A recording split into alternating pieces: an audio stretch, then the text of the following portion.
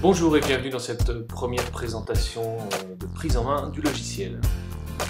Dans un premier temps, dans la médiathèque, nous allons créer un dossier que nous allons appeler démo. Et dans ce dossier démo, soit en faisant un clic droit, soit en cliquant sur le petit plus, nous allons ajouter un média. S'ouvre alors le panneau avec les différentes catégories de médias.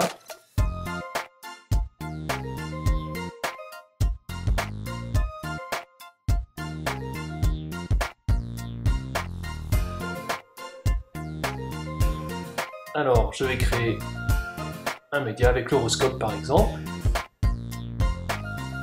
Comme pour tous les médias, on met un nom. On précise la durée en secondes.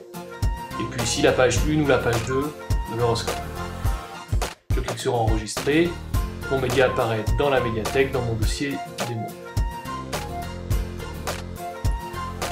Je continue. Et je vais créer une météo locale. Je donne un nom à mon média.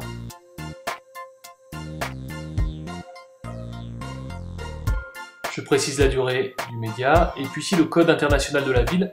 Évidemment, si je ne connais pas le code international, je peux le trouver en faisant choisir une ville, je sélectionne le continent, le pays, puis la ville.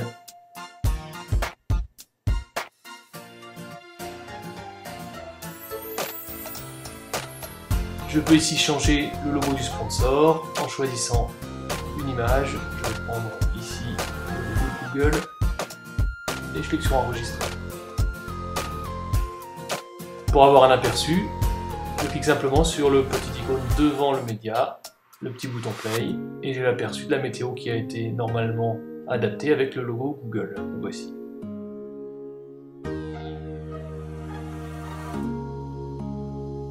On ferme le preview.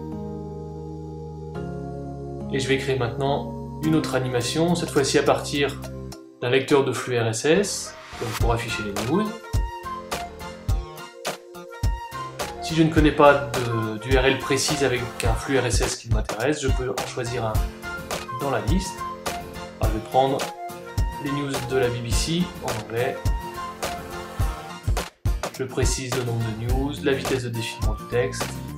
Je peux également changer l'image de fond si je souhaite. Ici, je vais la laisser telle quelle.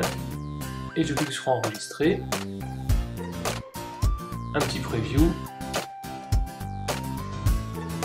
J'ai bien les news en anglais. Donc c'est impeccable. Vous avez vu que je me suis trompé dans le nom du média. Je le renomme, un clic droit. Et voilà. On continue, nous allons créer un média basé sur le modèle de la montre. Comme pour les précédents, je donne un nom. Je peux changer le logo qui viendra s'incruster dans la montre et qui sera en rappel également à côté. Enregistrer.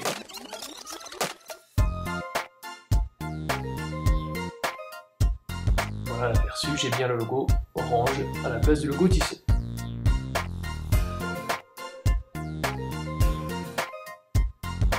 Je vais continuer en créant un autre média à partir d'un modèle, par exemple le modèle Dallas.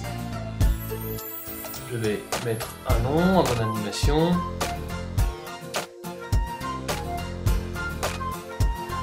Et puis je pourrais changer ici les textes, je ne vais pas le faire, le but étant simplement d'ajouter un média supplémentaire dans notre médiathèque.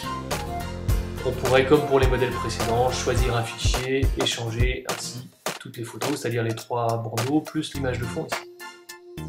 En cliquant sur enregistrer, mon nouveau média apparaît dans ma médiathèque.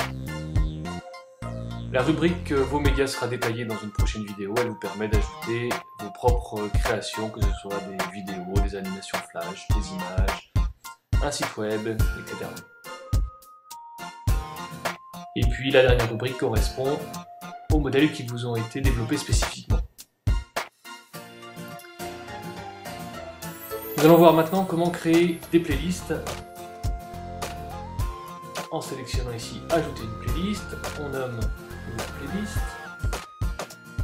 En validant, le panneau de la playlist s'ouvre. Pour l'instant, il est vide. et nous allons tout simplement glisser les médias dans notre playlist. Nous pouvons choisir l'emplacement du dépôt de chaque média.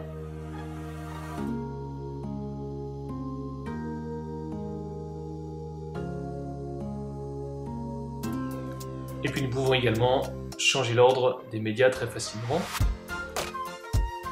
Remarquez que vous avez la durée totale qui s'affiche ici, et puis la playlist qui est soit statique, soit aléatoire, dans quel cas l'ordre ne sera pas respecté. On ferme la playlist, on enregistre.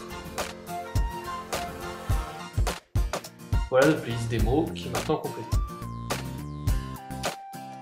Regardons comment nous allons envoyer cette playlist dans un planning sur un écran. Glissez simplement votre playlist sur la grille qui correspond au planning de votre écran. La fenêtre de périodicité s'ouvre et vous allez pouvoir régler les différents types de périodicité, soit horaire, comme ici, la playlist se jouera à partir du 18 décembre à 16h jusqu'au 31 janvier 2011 à 17h. En cliquant sur enregistrer, j'ai en vert ma playlist qui normalement doit continuer jusqu'au 31 janvier 2011 à 17h.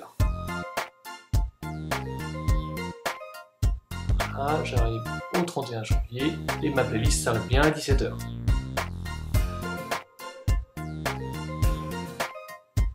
Je peux changer en double-cliquant la périodicité, non plus avec une périodicité horaire mais quotidienne, c'est-à-dire que la playlist va se jouer du 18 décembre au 31 janvier, mais uniquement de 16h à 17h.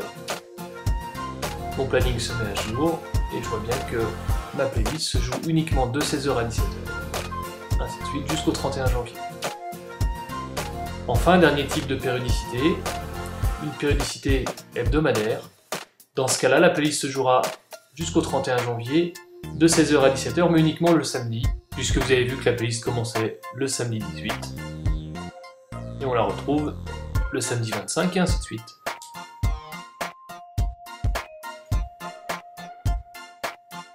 Nous allons maintenant vérifier et voir ce que diffuse l'écran en faisant un clic droit puis voir sur notre écran, et s'affiche ici ce qui se passe réellement à distance sur l'écran. Donc actuellement les news de la BBC.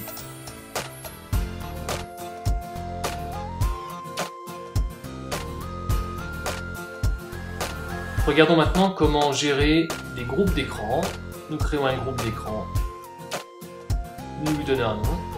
Ici, zone Est, par exemple. Puis nous allons déplacer tout simplement les écrans dans ce groupe.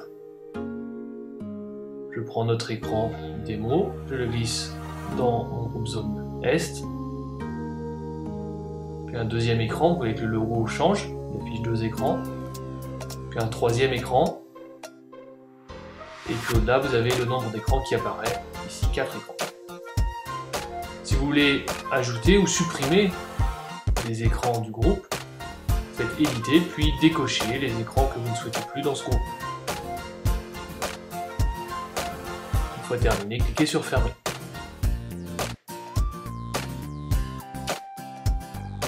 Vous pouvez dans ce groupe évidemment déplacer des médias ou des playlists et gérer votre planning comme vous le feriez pour un écran seul.